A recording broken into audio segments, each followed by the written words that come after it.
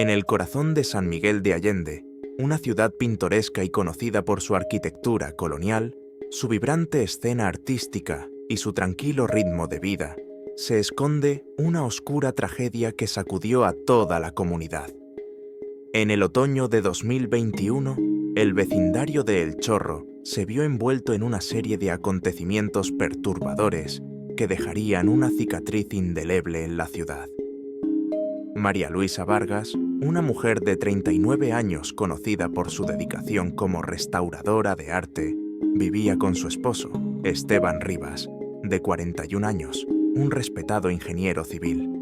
Ambos habían adquirido una casa histórica en El Chorro, una residencia de muros de cantera y vigas de madera, que ellos mismos se habían comprometido a restaurar meticulosamente. Desde el exterior parecían la pareja perfecta, ambos exitosos, atractivos y apasionados por sus respectivos campos. Sin embargo, como suele ser el caso, las apariencias engañaban. Los vecinos solían escuchar discusiones a altas horas de la noche. A veces eran gritos apenas audibles que se mezclaban con el ruido de la ciudad, pero en otras ocasiones eran tan estruendosos que se escuchaban por toda la calle empedrada. Nadie intervino, pensando que eran problemas maritales comunes. Todo cambió una tarde de octubre cuando Esteban desapareció. Según María Luisa, él había salido temprano esa mañana, diciendo que iba a supervisar un proyecto de construcción en Querétaro. Sin embargo, no regresó. María Luisa denunció su desaparición 2 días después, visiblemente angustiada, afirmando que era inusual que él no se comunicara. La investigación inicial estuvo a cargo de la Policía Municipal de San Miguel de Allende, pero ante la falta de pistas concretas, la Fiscalía General del Estado de Guanajuato asumió el caso. Los agentes entrevistaron a vecinos, amigos y familiares, quienes describieron a Esteban como un hombre trabajador, pero con un temperamento fuerte. Uno de los primeros en declarar fue Gerardo Martínez, socio de Esteban, quien mencionó que en los últimos meses había notado un cambio en su comportamiento, describiéndolo como distraído y preocupado. Además, confesó que Esteban le había dicho que su matrimonio estaba en crisis. Por otro lado, la actitud de María Luisa levantó sospechas entre los investigadores. A pesar de su aparente angustia, algunos notaron inconsistencias en su relato. Durante una de sus entrevistas, mencionó que había salido esa mañana con Esteban, pero más tarde afirmó que se quedó en casa trabajando en la restauración de un cuadro.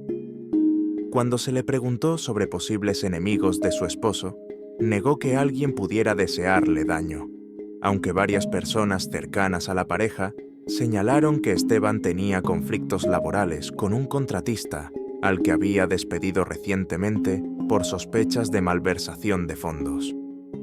La casa de los Vargas Rivas se convirtió en el centro de la investigación. Los peritos inspeccionaron cada rincón, incluyendo los muros recién restaurados. Al principio no encontraron nada fuera de lo común, pero algo llamó la atención del jefe de la investigación, el comandante Tomás Aranda. Uno de los muros, aparentemente recién pintado, tenía una textura ligeramente diferente, como si el material usado no coincidiera con el resto. Mientras tanto, el círculo cercano de la pareja comenzó a revelar detalles perturbadores. Una amiga íntima de María Luisa, Sofía Guzmán, confesó a los investigadores que María Luisa le había hablado en confianza sobre sus problemas maritales.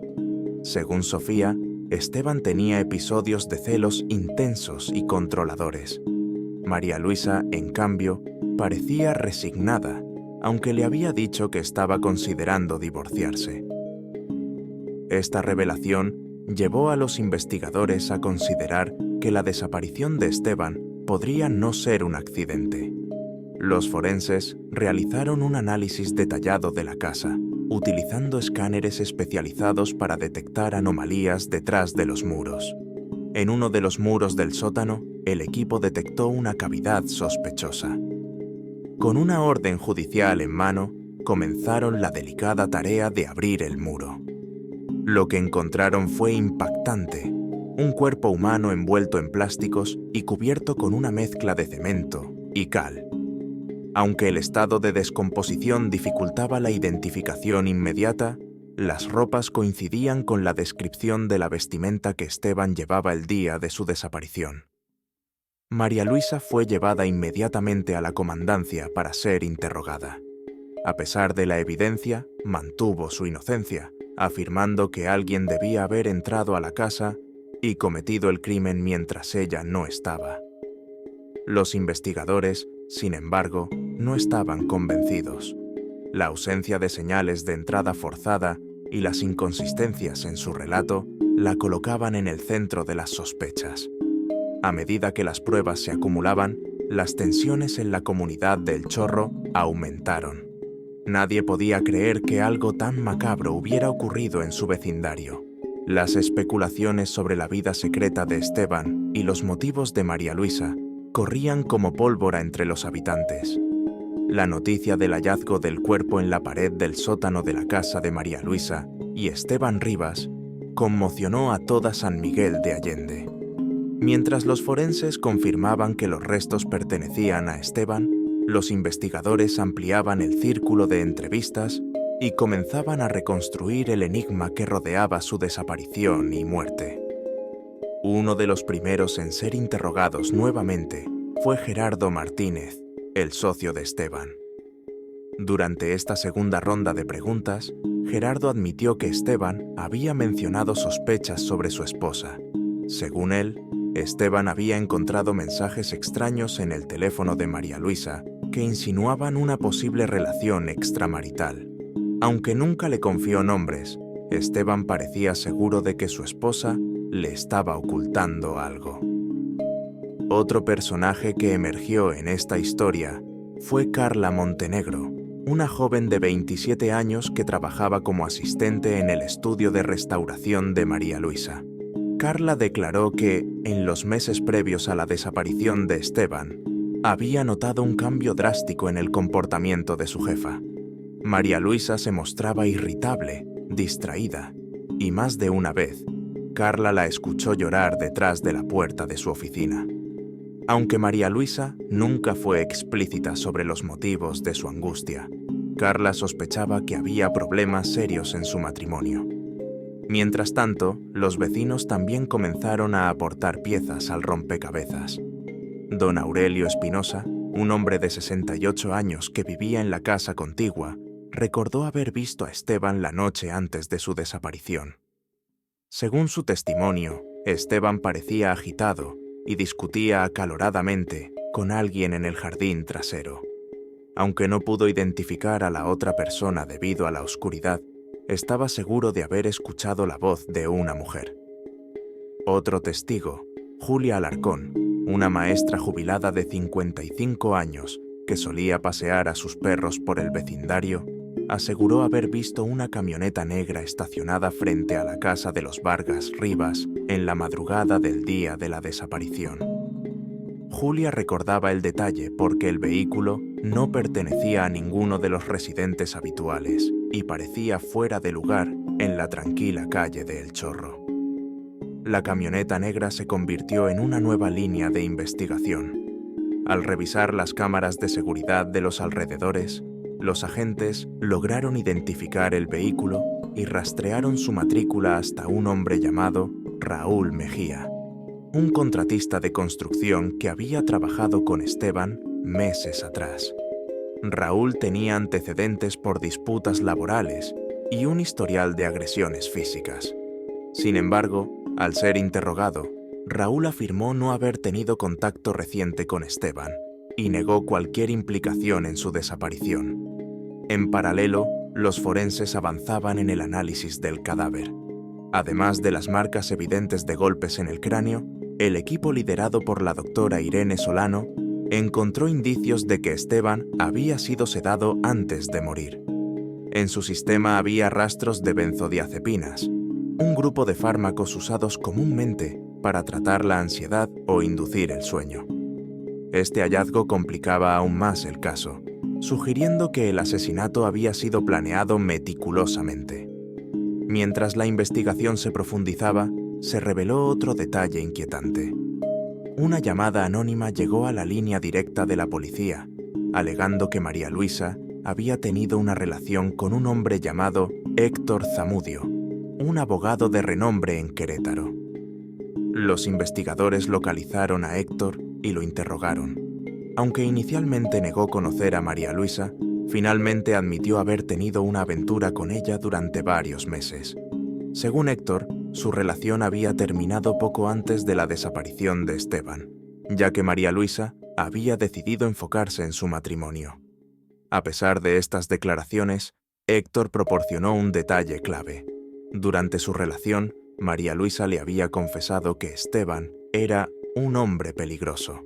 Según ella, Esteban había amenazado con arruinar su carrera y exponer secretos personales si intentaba dejarlo. Este testimonio planteó nuevas preguntas sobre la dinámica en el matrimonio y las posibles motivaciones detrás del crimen. Otra figura crucial que surgió en la investigación fue Santiago Rojas, un joven carpintero que había trabajado en la restauración de la casa. Santiago confesó que, una semana antes de la desaparición de Esteban, María Luisa le había pedido construir un panel removible para una sección del sótano. En su momento, no le pareció extraño, ya que asumió que era parte de las renovaciones. Sin embargo, ahora entendía que esa modificación podría haber estado relacionada con el crimen. El círculo se estrechaba alrededor de María Luisa, pero aún no había pruebas concluyentes que la implicaran directamente. Mientras tanto, las tensiones en el vecindario crecían. Los amigos y familiares de Esteban comenzaron a organizar vigilias y protestas exigiendo justicia, mientras que los allegados de María Luisa la defendían, afirmando que estaba siendo incriminada injustamente. En medio de este torbellino, los investigadores descubrieron un nuevo elemento que cambiaría el rumbo del caso. Una factura por la compra de grandes cantidades de cemento y cal, emitida a nombre de María Luisa, fechada 2 días antes de que Esteban fuera reportado como desaparecido. Aunque María Luisa afirmó que esos materiales eran para las renovaciones de la casa, el momento de la compra y su uso coincidían sospechosamente con el encubrimiento del cuerpo. El caso de Esteban Rivas se había convertido en un rompecabezas cada vez más complejo, con piezas que apuntaban en diferentes direcciones. Los investigadores, liderados por el comandante Tomás Aranda, redoblaron esfuerzos para aclarar los motivos y la cronología exacta del crimen. Mientras más personas surgían en la narrativa, más enmarañadas se volvían las relaciones entre los involucrados. Uno de los siguientes en ser interrogado fue Benjamín Ortega, un viejo amigo de Esteban y su compañero de universidad. Benjamín aseguró que Esteban le había confiado que estaba investigando a fondo los movimientos financieros de María Luisa. Según Benjamín, Esteban sospechaba que su esposa había retirado grandes sumas de dinero de sus cuentas compartidas y que, posiblemente, estaba usando esos recursos para financiar una vida secreta. Esto levantó una nueva línea de investigación sobre posibles motivos financieros. Los agentes asignados al caso pidieron acceso a las cuentas bancarias de la pareja. Descubrieron que, en los meses previos al asesinato, María Luisa había realizado transferencias a una cuenta desconocida. Esa cuenta estaba registrada a nombre de un hombre llamado Óscar Castañeda, un pintor que trabajaba en un estudio local. Óscar era conocido en los círculos artísticos de San Miguel de Allende como un personaje excéntrico, y sus vínculos con María Luisa levantaron sospechas inmediatas. Cuando Óscar fue interrogado, afirmó que las transferencias eran pagos por trabajos de restauración en los que había ayudado a María Luisa. Sin embargo, no pudo proporcionar pruebas claras del supuesto trabajo. Además, su actitud nerviosa y evasiva hizo que los investigadores continuaran presionándolo. Finalmente, admitió que él y María Luisa habían tenido una relación breve y que ella le había pedido que guardara el dinero en su cuenta por razones que no quiso explicar. Otro personaje clave apareció cuando los investigadores entrevistaron a Isabel Peralta, una empleada doméstica que trabajaba en la casa de los Vargas Rivas. Isabel reveló que en los días previos a la desaparición de Esteban, había notado una atmósfera especialmente tensa en la casa. Recordaba haber escuchado a Esteban gritarle a María Luisa algo sobre mentiras y traiciones. Además, Isabel aseguró que el día antes de que Esteban desapareciera, María Luisa le pidió que no regresara al trabajo hasta la semana siguiente, lo que le pareció extraño. Mientras tanto, los forenses seguían analizando las pruebas físicas. En el cuerpo de Esteban encontraron fibras textiles que no coincidían con su ropa, pero sí con una manta que estaba guardada en un armario del sótano. Esto sugería que María Luisa había usado la manta para mover el cuerpo antes de ocultarlo en la pared. Además, la mezcla de cemento usada para sellar la cavidad coincidía perfectamente con la factura encontrada a nombre de María Luisa. Los investigadores también revisaron las llamadas y mensajes de Esteban en los días previos a su muerte. Una conversación con un abogado llamado Emiliano López se destacó. Según los registros, Esteban había consultado con Emiliano sobre los pasos para iniciar un divorcio y dividir los bienes de manera favorable para él. Cuando Emiliano fue interrogado, confirmó la consulta y añadió que Esteban parecía decidido a proteger sus finanzas, ya que sospechaba que María Luisa planeaba arruinarlo económicamente. Un testigo inesperado surgió cuando un joven repartidor de alimentos, llamado Rodrigo Sánchez, se presentó voluntariamente para declarar. Rodrigo afirmó haber entregado un pedido en la casa de los Vargas Rivas la noche en que Esteban desapareció. Según Rodrigo, cuando llegó, María Luisa abrió la puerta, visiblemente agitada, y detrás de ella pudo ver a un hombre desconocido que llevaba guantes y sostenía lo que parecía una bolsa pesada. Aunque en ese momento no pensó mucho en ello, ahora estaba convencido de que la escena era sospechosa. Este detalle condujo a los investigadores a reevaluar la posibilidad de que María Luisa no hubiera actuado sola. ¿Quién era el hombre que Rodrigo vio? ¿Podría ser Óscar Castañeda, Raúl Mejía o alguien más aún no identificado?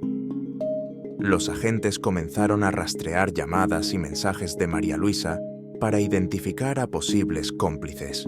Una pista importante surgió cuando los analistas forenses digitales encontraron mensajes eliminados en el teléfono de María Luisa. Los mensajes estaban dirigidos a un número desconocido y contenían frases como «Todo está listo» y «Te necesito esta noche». Al rastrear el número, descubrieron que pertenecía a un hombre llamado Julián Vega, un albañil que había trabajado en la casa durante las renovaciones. Julián, un hombre reservado y con antecedentes penales por robo, fue localizado e interrogado. Inicialmente, Julián negó cualquier implicación en el crimen, pero bajo presión, finalmente confesó haber ayudado a María Luisa a sellar la pared. Según su relato, María Luisa lo convenció de que el trabajo era simplemente parte de las renovaciones y le pagó generosamente en efectivo. Sin embargo, Julián también mencionó que había visto un bulto sospechoso en el suelo del sótano antes de que comenzaran a sellar la pared, pero decidió no preguntar. Mientras tanto, los psicólogos forenses que estudiaban el perfil de María Luisa plantearon que podría haber actuado bajo una mezcla de presión emocional y planificación calculada. La doctora Andrea Montero, experta en criminología, sugirió que María Luisa podría haber desarrollado un mecanismo de supervivencia frente al control y los abusos de Esteban, lo que eventualmente la llevó a tomar medidas extremas. Con las piezas del rompecabezas finalmente encajando, los investigadores tenían suficientes pruebas para detener a María Luisa Vargas, pero aún había cabos sueltos. La clave estaba en determinar si había actuado sola o si Julián Vega y otros involucrados eran cómplices conscientes. Al mismo tiempo, el motivo exacto detrás del asesinato seguía siendo objeto de debate, y cada nuevo testimonio añadía otra capa de complejidad. Uno de los últimos en ser interrogados fue Sofía Guzmán, la amiga cercana de María Luisa, que inicialmente había proporcionado información sobre las tensiones en el matrimonio. Durante esta nueva entrevista, Sofía confesó algo que había ocultado. La noche antes de la desaparición de Esteban, María Luisa la llamó. Según Sofía, su amiga estaba visiblemente alterada y mencionó que había descubierto algo irrefutable sobre Esteban, pero no quiso dar detalles. María Luisa le pidió ayuda para poner fin a todo, y aunque Sofía pensó que se refería al divorcio, ahora no estaba tan segura. Mientras tanto, Raúl Mejía, el contratista que había trabajado con Esteban y cuya camioneta negra fue vista frente a la casa, ofreció un nuevo giro al caso. Raúl confesó que Esteban le debía dinero por un proyecto, pero negó haber tenido contacto directo con él en meses. Sin embargo, admitió que María Luisa lo había contratado de manera privada para realizar trabajos en la casa. Aunque inicialmente parecía irrelevante, este detalle sugería que María Luisa había estado haciendo movimientos financieros sin que Esteban lo supiera. Otro personaje que se sumó a la narrativa fue Daniela Flores, una antigua compañera de trabajo de María Luisa. Daniela reveló que María Luisa había mencionado en una conversación casual que la vida sería más sencilla sin Esteban. En ese momento, Daniela lo interpretó como una broma, pero ahora entendía que podría haber sido una señal de sus verdaderas intenciones. El círculo de sospechosos seguía creciendo cuando los investigadores descubrieron que Carla Montenegro, la joven asistente de María Luisa, también tenía algo que ocultar. En su testimonio inicial, Carla afirmó no saber nada sobre la desaparición de Esteban, pero al ser confrontada con nuevos detalles, admitió que María Luisa le había pedido que eliminara varios correos electrónicos y mensajes de su computadora. Aunque Carla insistió en que no sabía de qué se trataba, esta acción la colocó en una posición comprometida. Los avances tecnológicos en la investigación digital permitieron recuperar parte de los mensajes borrados por Carla. Uno de ellos contenía un plan detallado para mover el cuerpo de Esteban y cubrir el crimen. Lo más sorprendente fue que el mensaje estaba dirigido a Óscar Castañeda, el pintor que había recibido transferencias bancarias de María Luisa. Esto confirmó que Óscar sabía más de lo que había admitido y que posiblemente jugó un papel activo en el encubrimiento. Cuando Óscar fue interrogado nuevamente, cambió su versión. Admitió que había ayudado a María Luisa a mover el cuerpo bajo la promesa de que nadie lo descubriría y que recibiría una compensación económica. Sin embargo, negó haber participado en el asesinato y afirmó que solo actuó por miedo, después de que María Luisa lo amenazara con involucrarlo si no colaboraba.